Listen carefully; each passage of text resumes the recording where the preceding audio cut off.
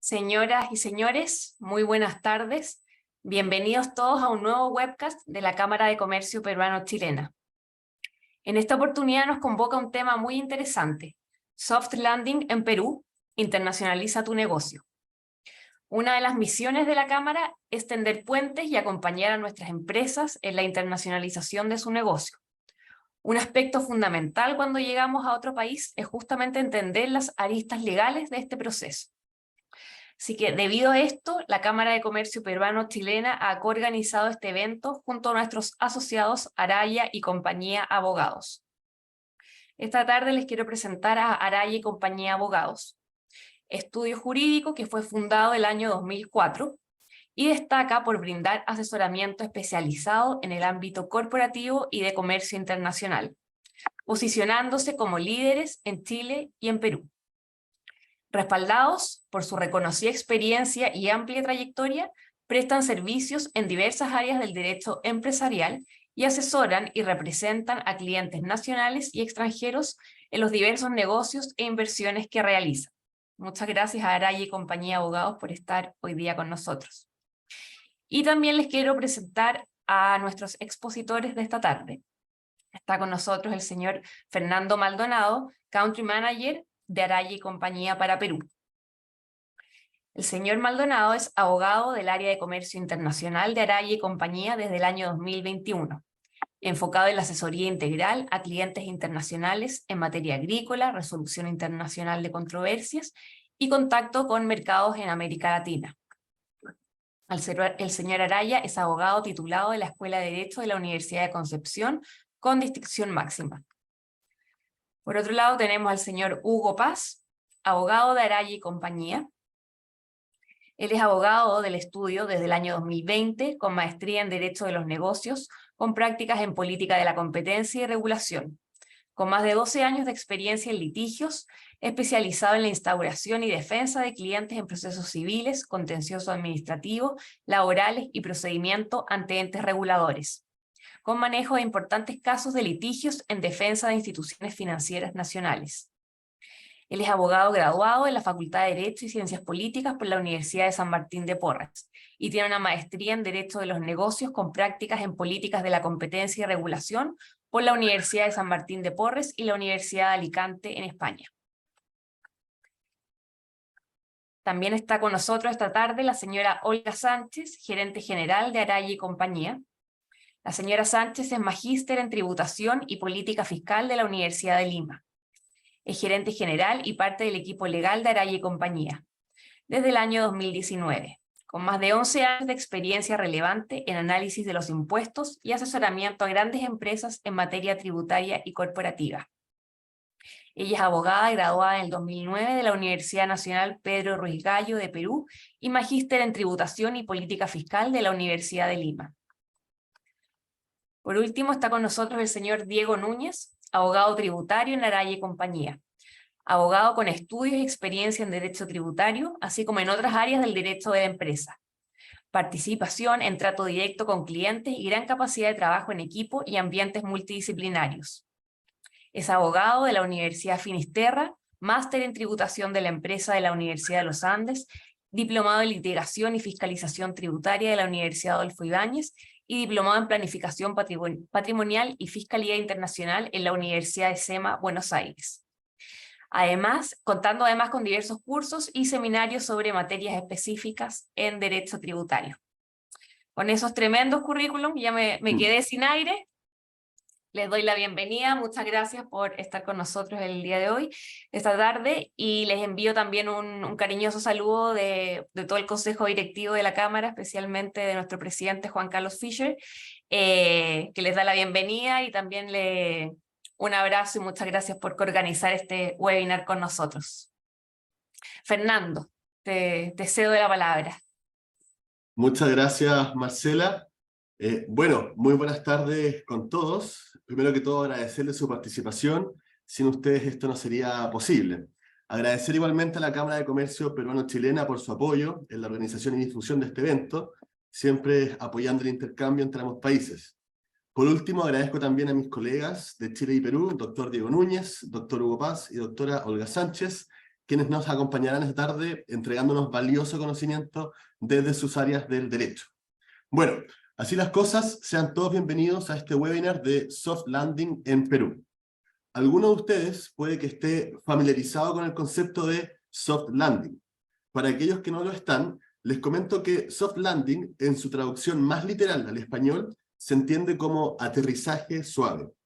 Justamente, lo que queremos lograr con este webinar es que quienes estén pensando en comenzar operaciones en Perú puedan tener un aterrizaje suave. Esto es, tengan claro el marco jurídico en el cual deberán desarrollar sus operaciones, las cargas tributarias a las que se verán afectos, las leyes migratorias que deben tener en consideración, pero también todos los beneficios y ventajas que existen actualmente en el Perú y que están a la mano para que puedan aprovecharlas. Antes de comenzar de lleno en el webinar, me gustaría hablar un poco de Perú y su situación frente al resto del continente. Perú fue uno de los países de América Latina que más creció durante el año 2022. Es uno de los mercados más atractivos en esta parte del mundo.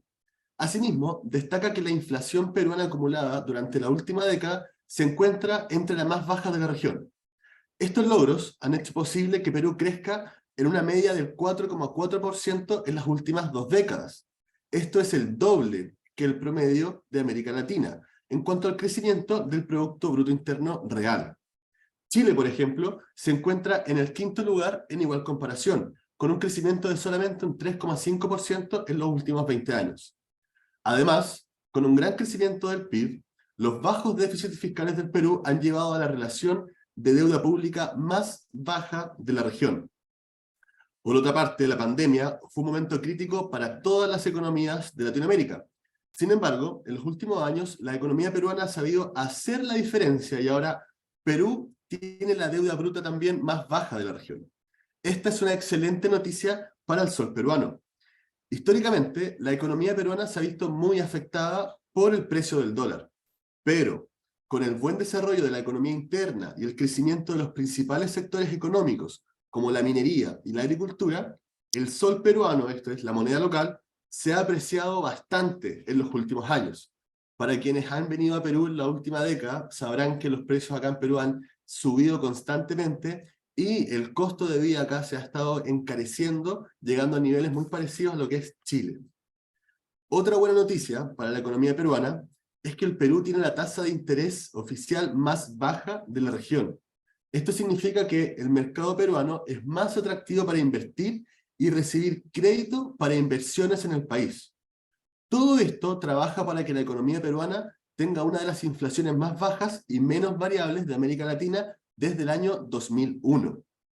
Estos son algunos ejemplos de por qué Perú se ha transformado en un polo de inversión para Chile, para Latinoamérica y hoy también para el resto del mundo. Los invito ahora a escuchar la presentación de nuestros abogados, quienes les podrán dar un aterrizaje suave a su llegada a Perú. Desde ya pueden comenzar a dejar sus preguntas en el chat y las vamos a responder al final del webinar, ¿ok? Así que dejen todas sus consultas y felices de poder ayudarlos. Muchas gracias. Hugo, el escenario es todo tuyo.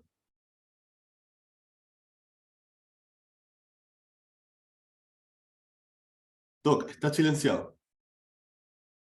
Muchas gracias, Fernando. Bien, en principio, saludarlos y agradecerles por estar aquí y compartir este día de hoy este webinar sobre un aterrizaje suave en Perú. Un tema importante que tenemos que tener en cuenta cuando nosotros queremos establecernos en Perú como una sociedad extranjera que viene a Perú, de capital extranjero, es qué tipo de sociedad voy a decidir conformar en el Perú. Y bien, la Ley General de Sociedades nos establece ciertos tipos de sociedades, las cuales podemos conformar dentro de las más destacables. Está la sociedad anónima cerrada, la abierta, la comercial de responsabilidad limitada, la sucursal, asociación en participación, el consorcio, entre otros. Y esto desarrollaremos a continuación. Ahora bien, dentro de los documentos que van a acreditar la calidad de un representante, nosotros tenemos que tener en cuenta que esto puede ser realizado de manera directa por ustedes, cumpliendo con ciertas formalidades y documentos que hay que presentar en el Perú para que sean valideros, o a través de un representante. Ciertamente, en la experiencia que nosotros tenemos como Araya y compañía, nosotros solemos recomendar a nuestros clientes que esta sociedad inicialmente sea fundada por peruanos para ser transferida en el tipo de sociedad que vamos a explicar a continuación a través de un documento privado. Esta diapositiva que estamos proyectando indica que las gestiones pueden ser realizadas de manera directa o a través de un representante, como les había comentado, y si es a través de manera directa por un poder otorgado por la persona jurídica del extranjero, en la cual va a designar a un representante, y este poder tiene que venir con ciertos requisitos que se tienen que validar en el Perú. En el caso de un ciudadano extranjero que quiera ejecutar su propia sociedad en el Perú, pues tendrá que tener un carnet de extranjería y que se obtiene con una residencia en el Perú.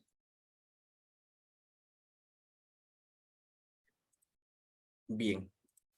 En la elección que tenemos de la sociedad anónima a elegir, tenemos dos sociedades que estamos proyectando el día de hoy. Para nosotros la más importante, la más recomendada y la más vista, la más vistosa en el país es la sociedad anónima cerrada, que a diferencia de la sociedad anónima, tiene un límite, es un mínimo de 2 accionistas hasta un máximo de 20 accionistas. Respecto del capital, su capital no hay un mínimo, es decir, lo podemos constituir con un mínimo de $100. No tendrá acciones registradas en el Registro Público de Mercado de Valores, es decir, nosotros vamos a poder tener el control de estas acciones a través del libro matrícula de acciones. La denominación seguirá como una sociedad anónima cerrada o una SAC. Y en los órganos que van a ser los órganos administrativos de la sociedad, será la Junta General de Accionistas, el directorio, que es facultativo, no necesariamente tienen que tener las sociedades un directorio, y la gerencia. Los apoderados son facultativos. El capital, como les había comentado, no requiere de un mínimo, pero se sugiere que por lo menos tenga $100 como capital inicial. Y la duración, a criterio de los accionistas, será de manera determinada o indeterminada. En el caso de la sociedad anónima, bueno, esta es la macro, a diferencia de la sociedad anónima cerrada, y será de 2 accionistas y no existe un límite tope de accionistas. Y a diferencia de las siglas que llevaba la sociedad anónima cerrada, esta será una SA. Aquí sí tendremos como órganos administrativos a la Junta General de Accionistas, el directorio, la gerencia. Y los aportes se pueden hacer de igual forma que en la sociedad anónima cerrada, a través de dinero en efectivo, de bienes muebles o de contribuciones tecnológicas o intangibles. La duración también podrá ser determinada o indeterminada. Dentro de estos dos tipos de sociedades explicadas, para nosotros, la más recomendable para tener un aterrizaje bueno, suave y poderse establecer en el Perú es la sociedad anónima cerrada. Cuando ya tenemos una sociedad elegida en el Perú, tenemos que tener una visión general de todo lo que tenemos que seguir, ¿sí? Una vez que ya esta sociedad está constituida en Perú. Una vez que está constituida en Perú, tenemos que solicitar el Registro Único de Contribuyentes, que es el registro fiscal, que aquí se llama SUNAT. Tenemos que obtener una clave única para poder acceder a nuestro buzón, donde nos van a notificar cualquier alerta tributaria, cualquier requerimiento tributario. Hay que aperturar y legalizar los libros societarios, los libros contables, y en caso tengamos nosotros una oficina física, tendríamos que obtener una licencia municipal. Hasta aquí, dentro de los tipos de sociedades, pues una vez que nosotros hemos conformado nuestra sociedad, tenemos una sociedad anónima cerrada ya constituida en el Perú, podemos nosotros empezar a ver el tema laboral, que es el tema número 2 de este webinar. En el tema laboral, nosotros desarrollamos la contratación laboral general, que son, chicas, algunos requerimientos básicos que tenemos que nosotros considerar al momento de contratar personal bajo el régimen general. En el contrato laboral existe un periodo de 3 meses, un periodo de 3 meses de prueba, se puede extender hasta 6 meses para el caso de aquellos trabajadores que no están sujetos a fiscalización. En el caso de los demás, todos a 3 meses. Jornada laboral de 8 horas diarias o 48 horas diarias, salvo los regímenes atípicos, que podrían ser aplicables al régimen agrario o al régimen minero. En el régimen agrario, el Tribunal Constitucional peruano ha establecido que dentro de 3 semanas, en regímenes atípicos, no se puede superar las 144 horas trabajadas. Las vacaciones serán 30 días calendario por cada año de servicios prestados a la empresa por parte del trabajador. Las gratificaciones serán 2 sueldos que serán pagados en fiestas patrias y en Navidad. En el caso de fiestas patrias, será pagado hasta el 15 de julio y en el caso de Navidad será pagado hasta el 15 de diciembre. El seguro social lo cubre el empleador y corresponde al 9% de la remuneración o ingreso mensual. El Sistema Nacional Privado de Pensiones y el Sistema Nacional de Pensiones varía en los porcentajes y esto es esa elección del trabajador y será descontado de su remuneración bruta. La asignación familiar, en caso tenga trabajadores, este trabajador tenga familia, dependiente o mayores de edad que sigan dependiendo por alguna comorbilidad, pues será el 10% de la remuneración mínima vital vigente en la oportunidad que corresponda pagarse. Hoy en día, esta remuneración mínima vital es 1.025 soles. ¿Sí? Ahora, esto es el régimen aplicable para todos aquellos trabajadores peruanos. Para aquellos trabajadores extranjeros que provengan de Chile, nosotros sugerimos que previo a su contratación, y bueno, y esto es mandatorio, tienen que obtener su carnet de extranjería para que puedan tener, a través del convenio Mercosur en Perú, por los tratados suscritos por el país, puedan tener un tratamiento común nacional. Es decir, no estén dentro de los porcentajes limitativos de contratación que establecen para todos los extranjeros y dentro de los porcentajes del 30% de la planilla total para las remuneraciones. El plazo del contrato de todo trabajador extranjero es por 3 años y se puede ir prorrogando sucesivamente siempre y cuando el trabajador extranjero cuente con la calidad migratoria habilitante para poder contratar en el Perú. El que no la tenga, eso impide que sea contratado por el país, por la empresa nacional, y de hacerlo la empresa nacional, pues estaría en una infracción laboral que determinaría en una multa. Y la calidad migratoria que estábamos hablando y que será el punto 3 que vamos a explicar, la otorga la Superintendencia Nacional de Migraciones, la calidad migratoria y las visas que va a corresponder. Para Perú, nosotros tenemos que tener la calidad migratoria habilitante para poder ser contratados.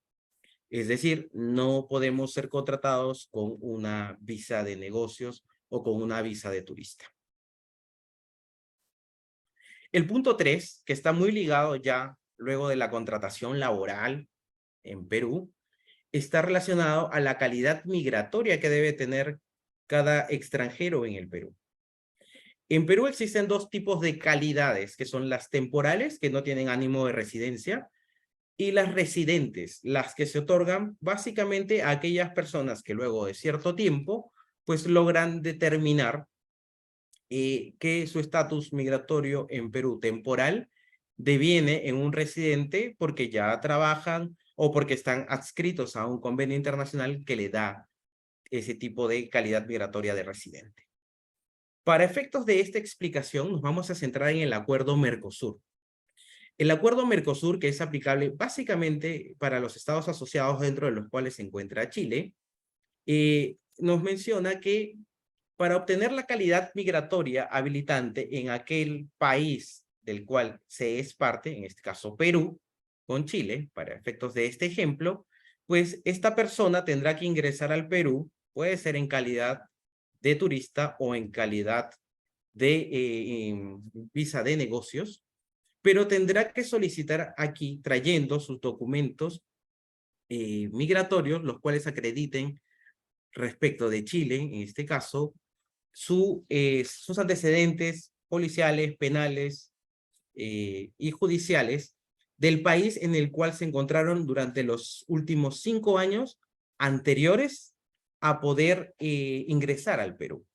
Si vivieron en muchos países, pues tendrán que traer, durante los últimos 5 años anteriores al ingreso a Perú, tendrán que traer este tipo de antecedentes que sean apostillados para su validez en el Perú. Ya estando en el Perú y habiendo ingresado como turista o con visa de negocios, pues se gestionará sus antecedentes en Perú y se iniciará el cambio de calidad migratoria por convenio Mercosur a través de la plataforma digital de migraciones de Perú. Esta respuesta de migraciones tendrá un tiempo estimado de hasta 3 meses. En la práctica, en el último año, lo que se está visualizando es que estos 3 meses, que si bien están en la norma legal, están siendo reducidos a casi 1 mes, 1 semana. Pero rigiéndonos dentro de la norma legal, estos 3 meses, de los cuales habla la norma migratoria, me señala que si este extranjero tiene que salir por alguna razón de Perú, pues lo puede hacer durante 30 días previo permiso tramitado por la página de migraciones, y este permiso se puede extender hasta 30 días, que puede ser ininterrumpidos, o sea, es decir, de forma continua, o de forma interrumpida. Esta persona va, viene durante esos 3 meses. Si incumple ese requisito, pues lo que Migraciones va a entender es que se abandonó este cambio de calidad migratoria y la persona perderá su cambio de calidad migratoria y lo que tendrá es que gestionar un nuevo cambio. Una vez que se obtiene el cambio de calidad migratoria, este carnet de extranjería es otorgado solamente por pertenecer al país de Chile y ser parte del miembro del Acuerdo Mercosur por un tiempo de 2 años.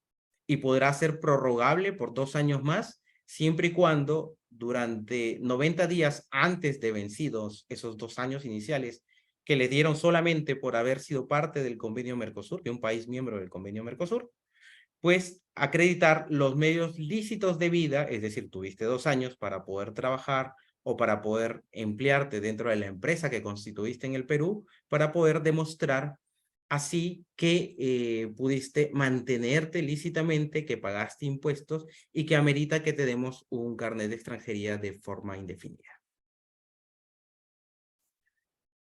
Ok, ese es el punto cuarto. El punto cuarto lo va a explicar la doctora Olga Sánchez, relacionados a los principales regímenes tributarios que se tienen que tener en consideración al momento de encontrarnos en Perú. Muchas gracias, Olga.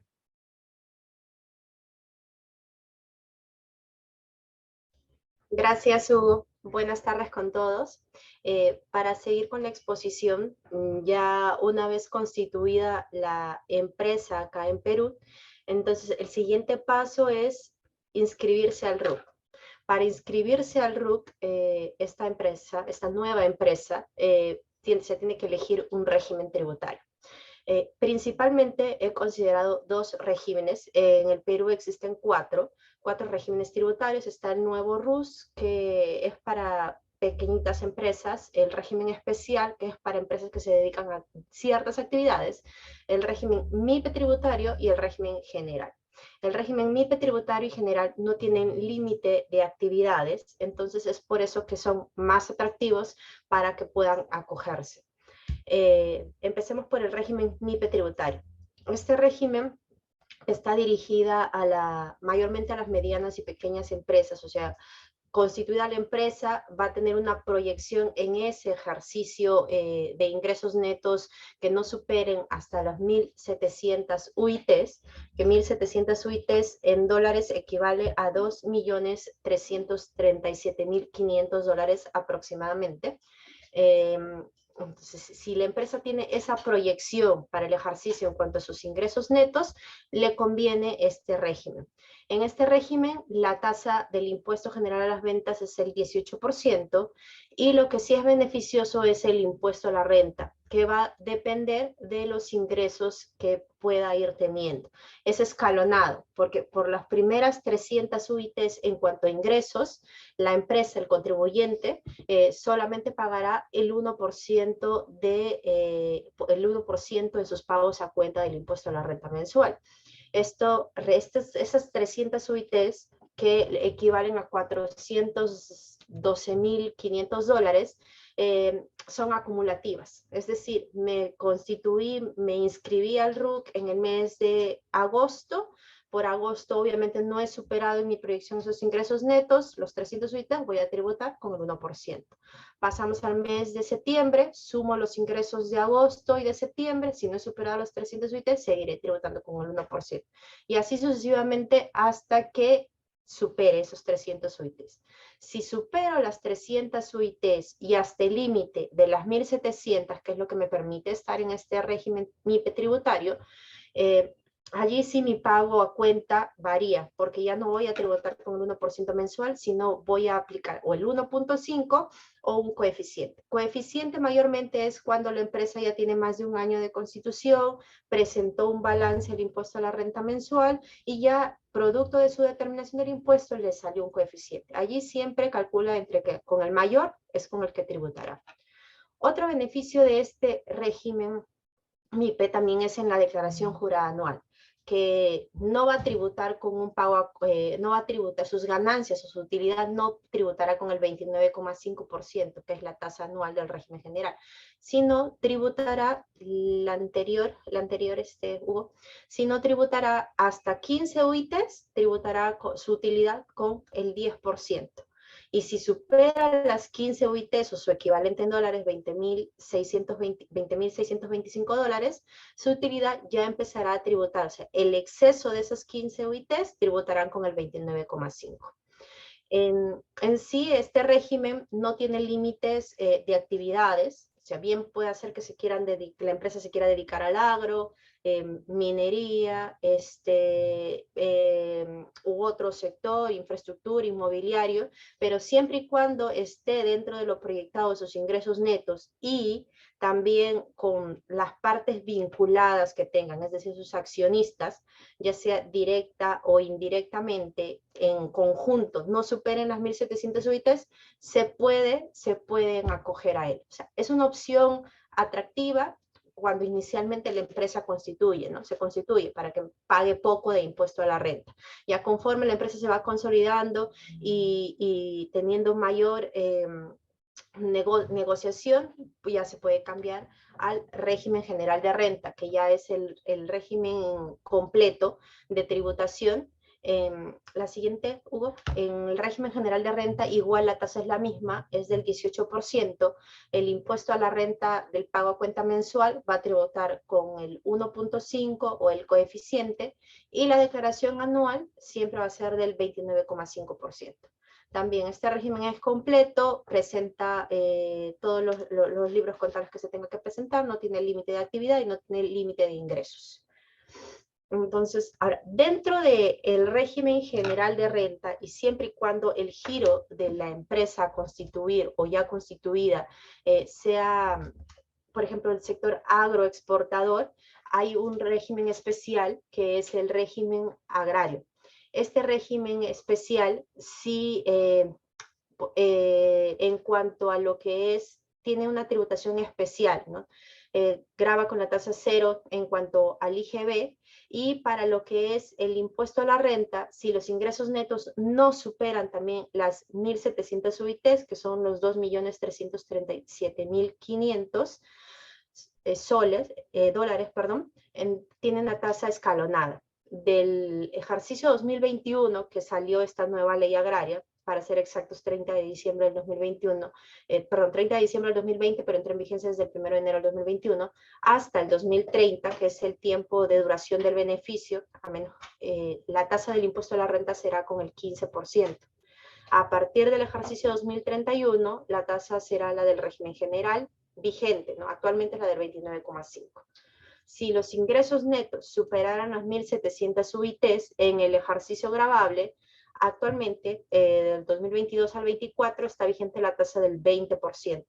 Del 2025 al 2027 será la tasa del 25% para el impuesto a la renta, y a partir del 2028 ya es una tasa del régimen general vigente. Normalmente este beneficio siempre se prorroga. La ley originalmente dice que esto está hasta el 2030. Por mi experiencia, ya una vez que llega el límite, el plazo establecido, normalmente siempre lo prorroga. Pero actualmente eso está vigente hasta el 2030. La siguiente.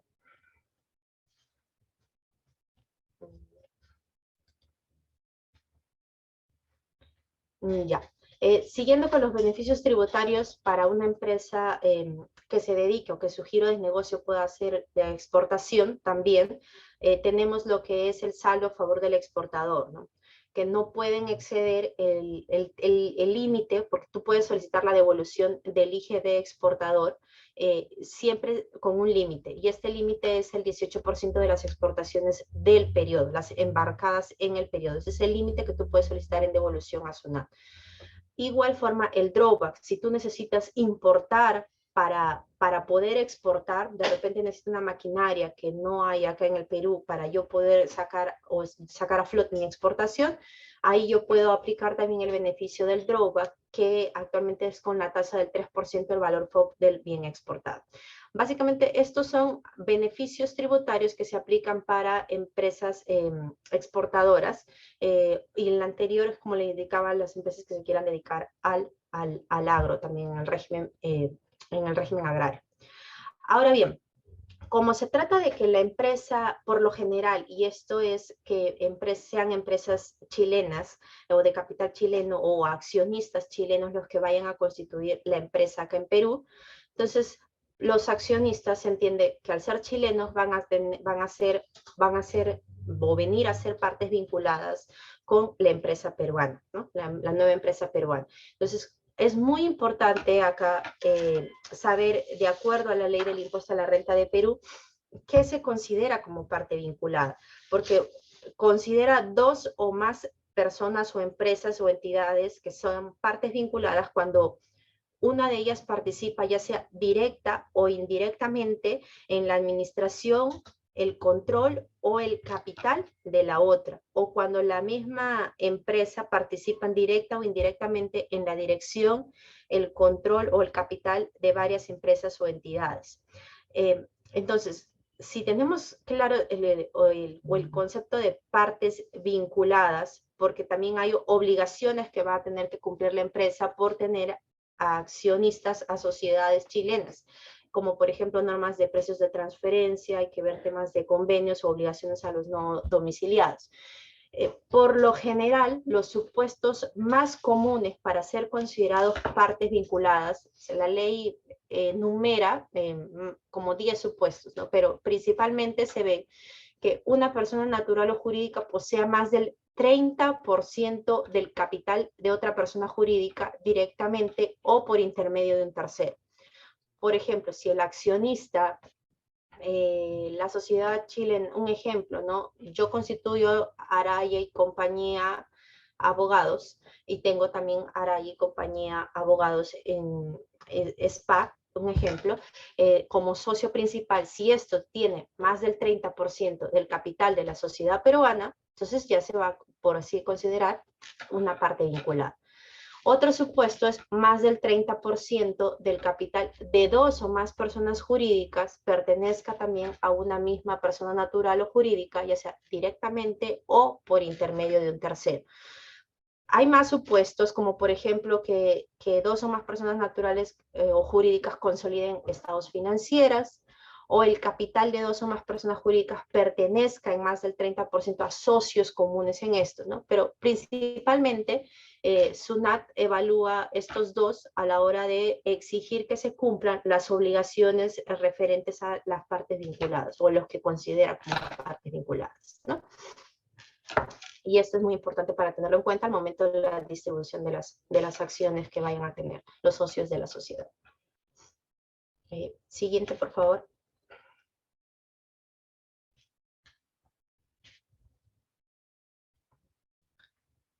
Ya.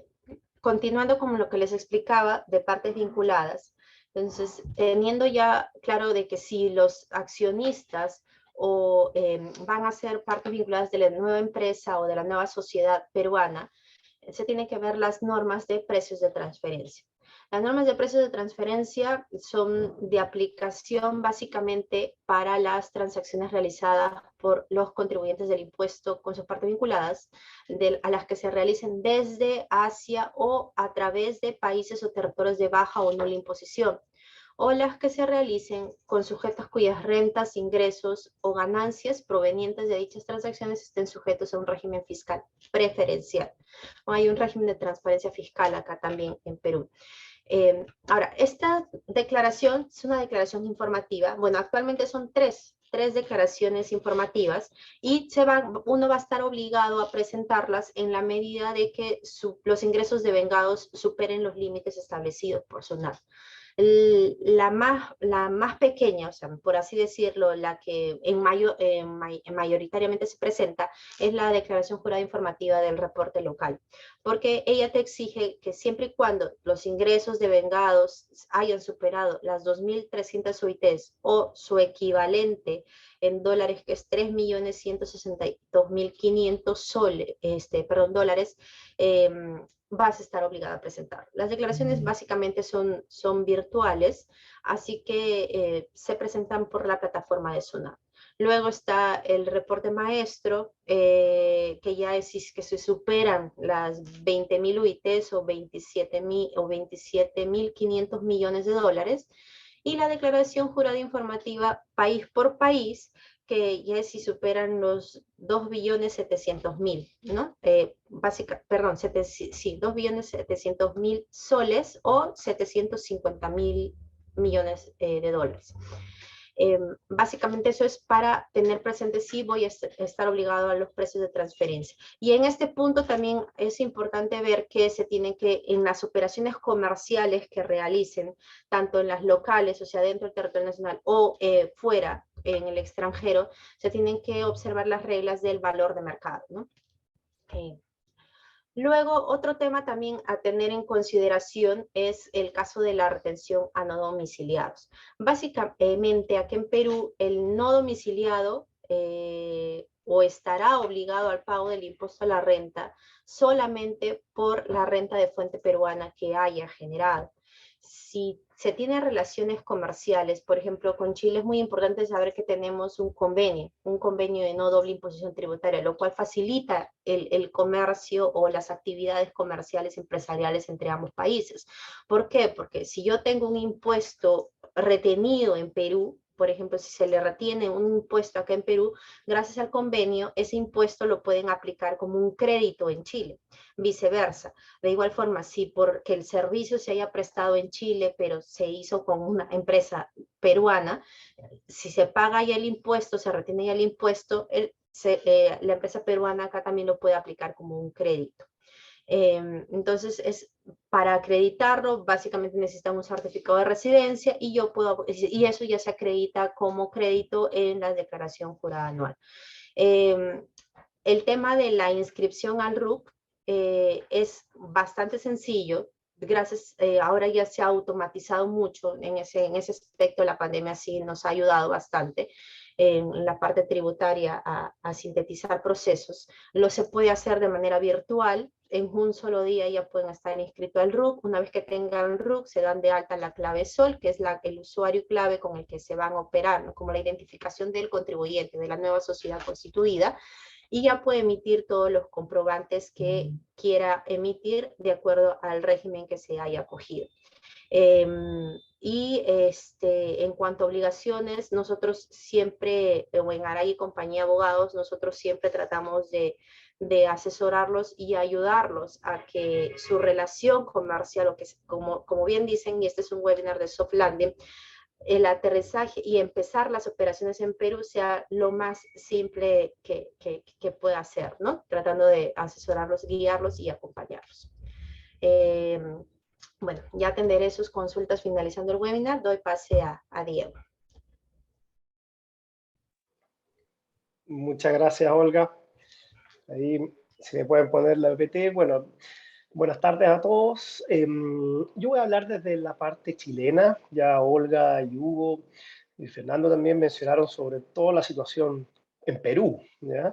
Y yo voy a hacer un breve punteo sobre la situación chilena. Muchos ya deben conocer parte de la legislación y la normativa vigente que estamos hablando, que vamos a tratar, pero siempre no está de más mencionarla y recordarla y precisarla también, que hay mucho tema entre medio relacionado con tributación internacional, tributación local y convenios para evitar la doble tributación, que en este caso es el convenio, como dijo Olga, que es el que está firmado entre Chile y Perú. Ahí yo puse un esquema, que es el clásico esquema de una estructura corporativa de una empresa, eh, y donde ponemos ahí las empresas operativas que están abajo, ¿cierto? Empresas chilenas muchas veces, generalmente, de servicios, suministros, etcétera, empresas chilenas, ¿ya? Y ahí mismo está la empresa operativa peruana, ya está en el mismo nivel, ¿ya? Donde en este caso está la sociedad de inversiones, que ahí arriba de este grupo económico está la sociedad de inversiones chilena, por supuesto, y que puede ser una sociedad de responsabilidad limitada, dependiendo del caso, o una sociedad por acciones, o una sociedad anónima, si es que las partes quieren en realidad, y arriba ya tenemos a los socios contribuyentes finales, o pueden ser a veces las mismas sociedades familiares de los dueños, ¿ya? Que pueden estar arriba, aguas arriba, que se les llama. ¿Ya? Ahora la empresa peruana, yendo hacia abajo nuevamente, como decía Olga, puede ser una sociedad anónima en Perú, y generalmente es el método más usado allá, ¿ya? Ahora, el asunto de esta estructura es para mantener los patrimonios separados, porque perfectamente la empresa operativa peruana podrían ser los dueños, podría ser directamente los accionistas chilenos, no hay ningún inconveniente, ¿ya? Es decir, los accionistas de la empresa operativa 3 que le pusimos ahí en Perú pueden ser personas naturales chilenas. También pueden ser, ¿quiénes son los dueños de la misma? También pueden ser sus sociedades personales o sus sociedades familiares, pero generalmente se usa lo que está ahí en el esquema con las sociedades de inversión, ¿ya? Que ahí la sociedad de inversiones sería una sociedad de rentas pasivas, ¿ya? Donde recibiría solamente las utilidades de las empresas operativas hacia arriba, o los dividendos en este caso, ¿ya? Dependiendo del tipo de sociedad, ¿ya? Si es sociedad por acciones, o anónima, o limitada, ¿ya? Las sociedades anónimas y las sociedades por acciones reciben dividendos, y se reparten dividendos los accionistas. En este caso, todas estas acciones se van a la sociedad de inversiones, y ahí se alojan, y cuando vayan a retirarse por los socios ya de las sociedades de inversiones, bueno, ahí tributarán como contribuyentes finales, si es el caso, ¿ya? Podría seguir nomás, Fernando, con la próxima PPT. Bueno, acá también haciendo el breve análisis, estamos hablando de los regímenes tributarios en Chile. Como ya se sabe, existe el régimen general de tributación del impuesto de primera categoría de la tasa del 27%. ¿Ya? Por otro lado, también están los regímenes ProPyme. El régimen general ProPyme paga un impuesto de primera categoría del 25%. Sin embargo, actualmente en Chile se está pagando por este año solamente el 10% de impuesto de primera categoría para el régimen ProPyme. Y para el próximo año 2024, la tasa será de un 12,5%. Para el año 2025, ahí ya volvería al régimen, a la tasa tradicional del 25% a pagar de impuesto de primera categoría en el régimen ProPyme general, ¿ya? Eso es importante para ver en qué régimen quedarían las sociedades operativas y las sociedades de inversiones. Las sociedades de inversiones siempre están en el régimen general del 27%.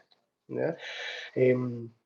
Entonces, ahora bien, respecto del límite de ingresos brutos promedio anual para permanecer en este régimen ProPyme es de 75.000 UF, ¿ya? Que son cerca de 2.700 millones de pesos. Pero para efectos de aplicación de dicho tope, acá está la parte importante, este tope de ese régimen ProPyme se debe sumar la totalidad de las empresas relacionadas. ¿Ya? Eso es importante, ya que entre ellas también se tienen que sumar las rentas provenientes de las empresas en el extranjero, como sería la empresa peruana o la filial peruana, ¿ya? Para este efecto, en principio podemos mencionar que se consideran empresas relacionadas todas aquellas que los dueños, en este caso la sociedad de inversiones que estamos hablando, por ejemplo, sean dueños de más del 50% de las acciones de la empresa peruana, lo cual generalmente va a ser el caso. En este caso, ustedes se instalan en el Perú, van a ser dueños del 100% de las acciones o de un porcentaje muy alto de las acciones de la empresa peruana, o más del 50%. Entonces, por eso es importante el límite para que se entienda que es una empresa relacionada. La empresa peruana tiene que ser más del 50%, es decir, 51%. ¿Ya? Eso es importante. Ahora, si vamos por ahí también a hablar de rentas pasivas, que ahí tenemos los dividendos de las empresas, ¿ya? De las empresas en este caso extranjeras, en este caso los dividendos de la empresa peruana cuando retornan las utilidades de la empresa peruana a la empresa chilena, ahí tenemos que se consideran ingresos que son percibidos o devengados, dice, por entidades sin domicilio o residencia en Chile, como la peruana, que a su vez sean controladas directa o indirectamente por una entidad en Chile. Ahí tenemos el caso, si es que es el 50% o más, en realidad más del 50% de la controlada a la empresa chilena. ¿Ya? Ahora podemos pasar a la otra PPT también. Respecto de lo que vamos a hablar ahora, que son las rentas de fuente extranjera, se consideran, en este caso, devengadas o percibidas, las rentas a su vez percibidas o devengadas por sociedades en el extranjero, en este caso las rentas peruanas, ¿ya? Aun cuando dichas rentas se mantengan en el extranjero. Por eso es importante declararlas en el Servicio de Impuestos Internos, las rentas de empresas peruanas, en este caso, sin ni siquiera haber retornado esas rentas a Chile. Se tienen que sumar igual a este tope de las 75.000 UF, etcétera. ¿Ya? Siempre se tienen que declarar, independiente que se hayan repartido o no, independiente que si esas rentas hayan vuelto o se hayan repartido dividendos a Chile. ¿Ya?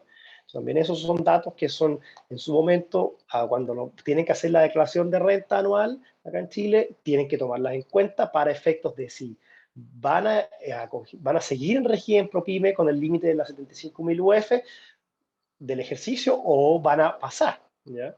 Si se pasan, ahí se pueden pasar por una vez con un tope de 85.000 UF. ¿Ya? Pero si se pasan más de una vez, ahí ya pasan al régimen general, tributando en vez del 10% de impuestos de primera categoría que estarían haciéndolo, pasarían al régimen general tributando un 27% de impuestos a pagar por impuestos de primera categoría. Por eso es importante siempre, cada vez durante el año, ir revisando las ganancias que van teniendo en la empresa extranjera, porque les puede pillar una sorpresa que les produzca acá en Chile cambiar de régimen de la empresa que es dueña de estas acciones. ¿Ya? Entonces, por eso es importante.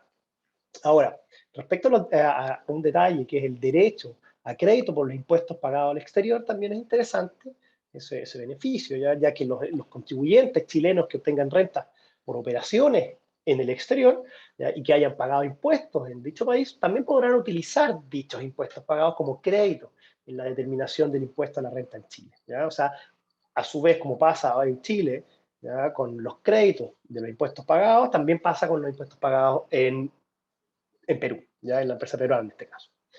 Ahora, respecto a la tributación de la remesa al exterior, que esto ya es al revés, es cuando de Chile uno envía dinero, en este caso una remesa de dinero a Perú para, por ejemplo, iniciar la empresa, darle movimiento a la empresa, para hacer un aporte de capital o aumento de capital a la empresa peruana en este caso, ahí ya tenemos la figura contraria. Recién estábamos hablando al revés, de cuando de la empresa peruana se envían dividendos a Chile. Pero ¿qué pasa cuando de Chile pasamos dinero a la empresa peruana? Puede ser mediante préstamo también, pueden ser distintos vehículos de inversión hacia allá. ¿Ya?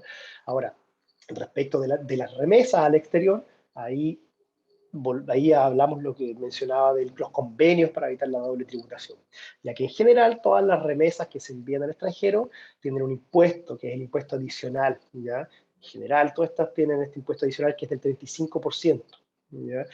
Que puede variar dependiendo del tipo de remesa, por supuesto, que hay un montón de detalles que si necesitan les podemos dar más información, ¿ya? Pero, por ejemplo, para darles un ejemplo y no alargarnos tanto, por ejemplo, si la remesa estamos hablando de un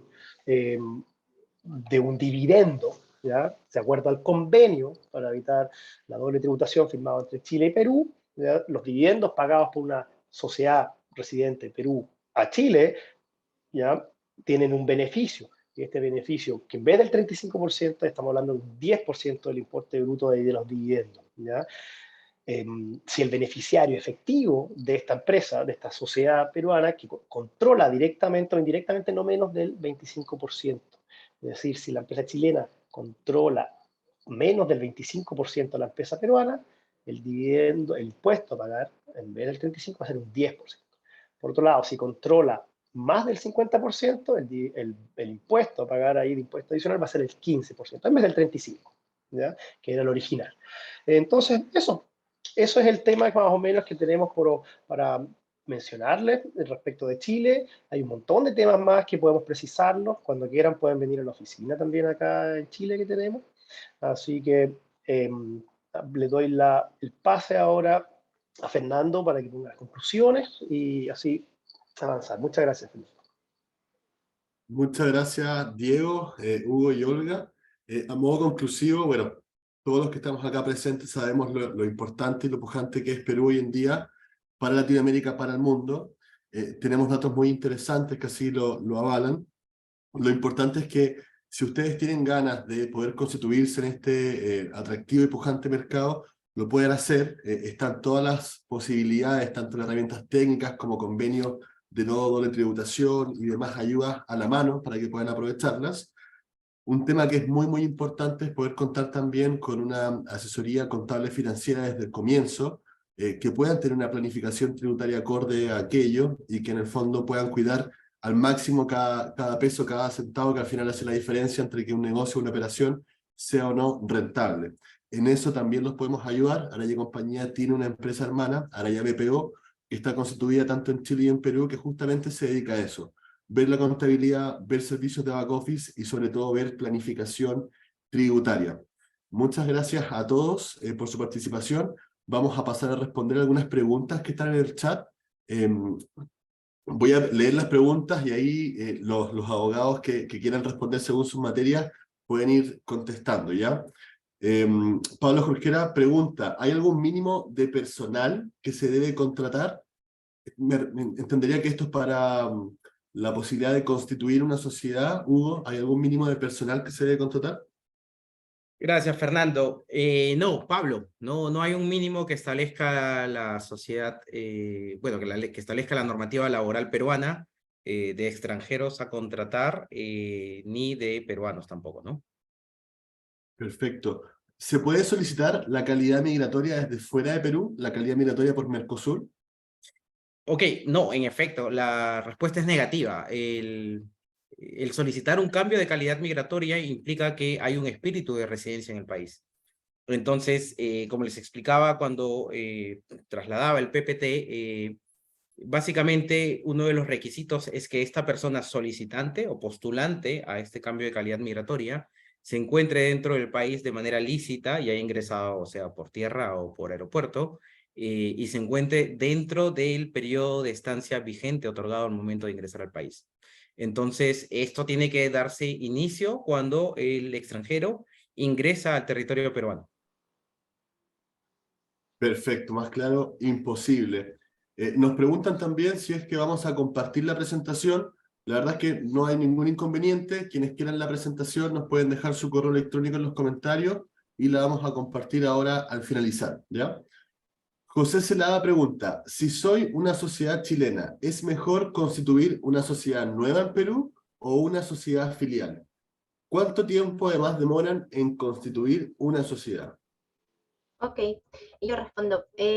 Lo más recomendable es que sea una nueva sociedad, porque la sociedad filial igual van a ser responsables solidarios y para los responsables solidarios desde el 2019 hay nuevas obligaciones por parte de SUNAT en cuanto al sector fiscalización que SUNAT hace, ¿no?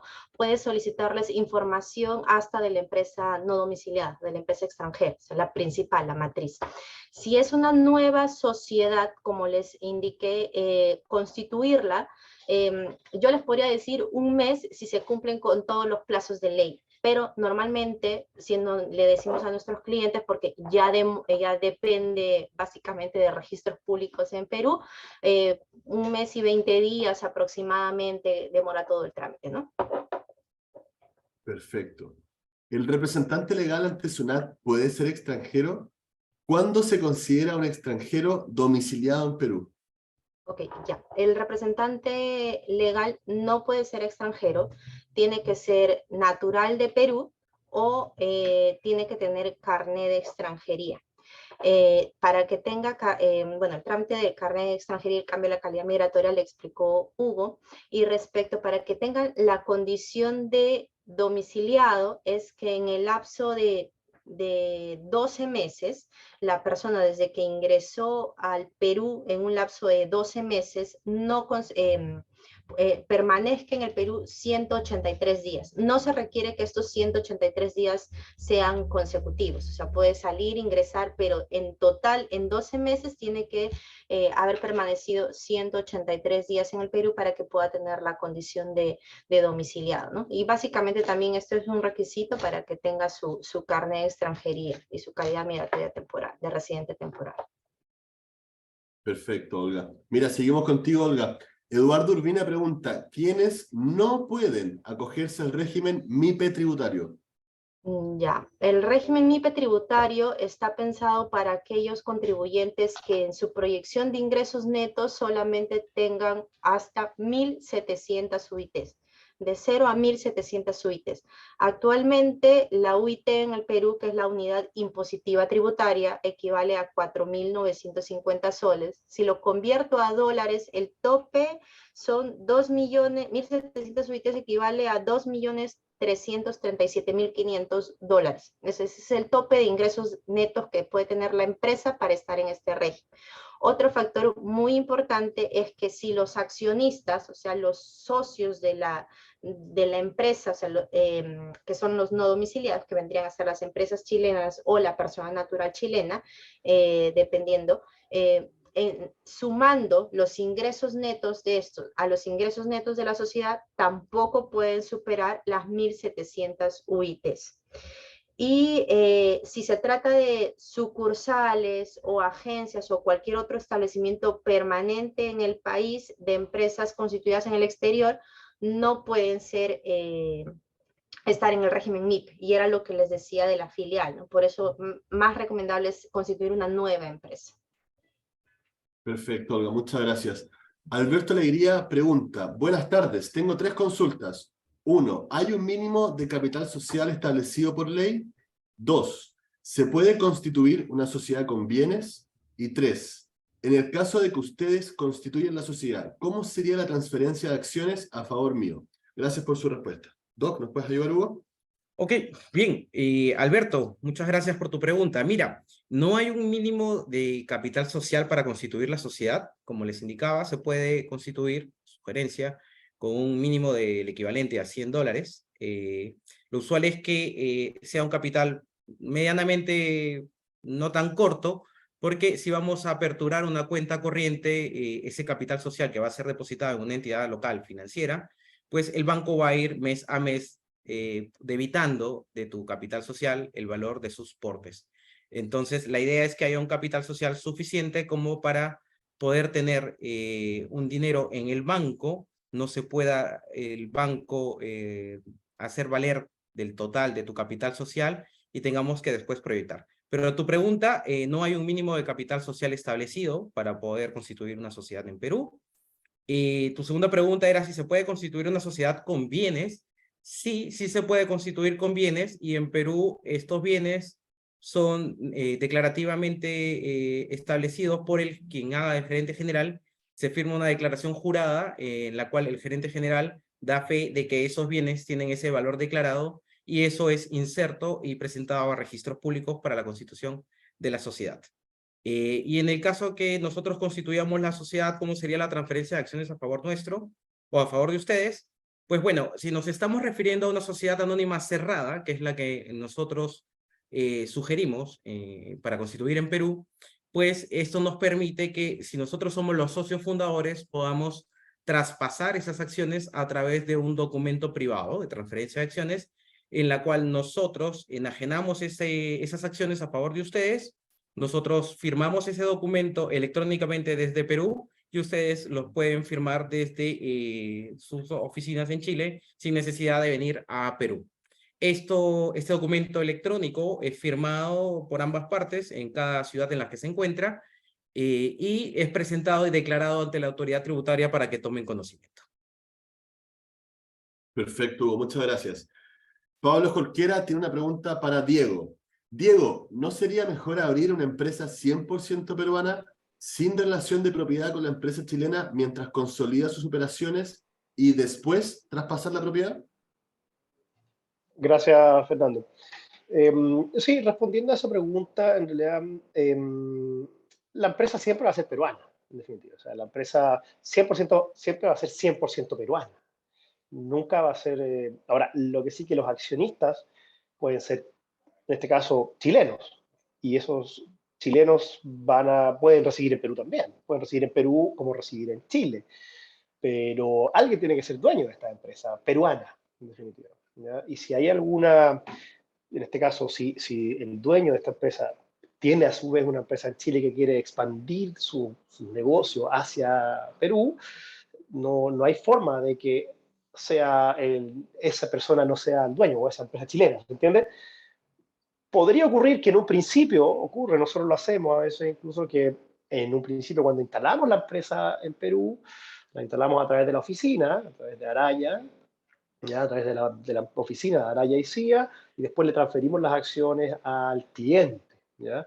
Pero al final el accionista es quien determina ahí quién es dueño. Si el dueño accionista es chileno, bueno, esas acciones van a ser de una empresa chilena o de una persona natural chilena, ¿ya?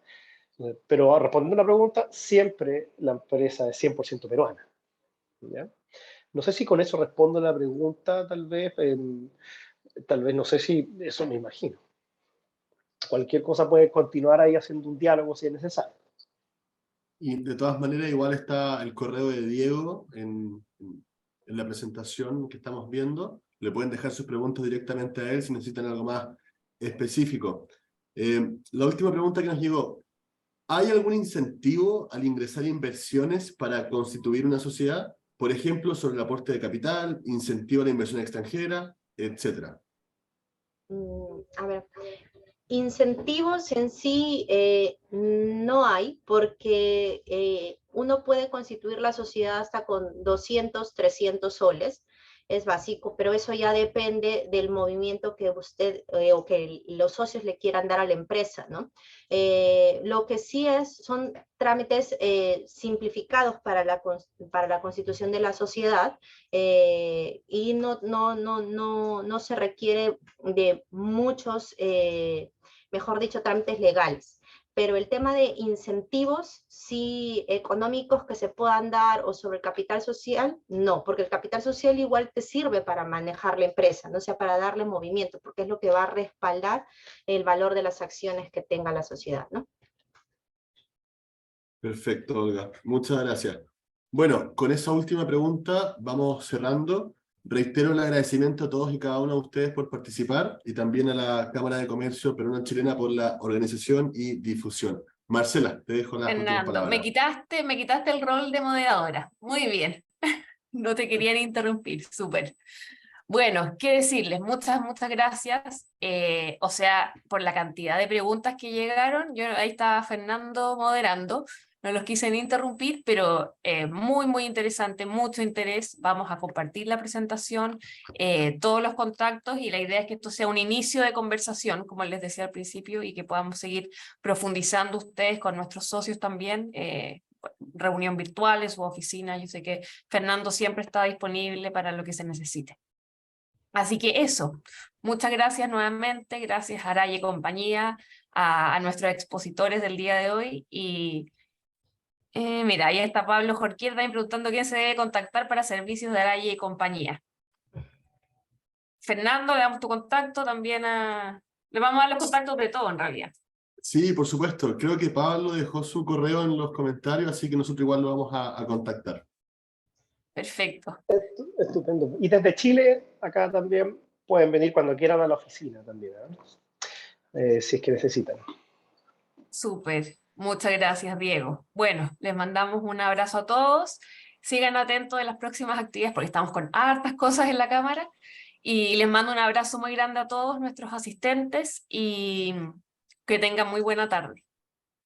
Que estén muy bien. Muchas gracias. Gracias a todos por participar. Chao, chao. También.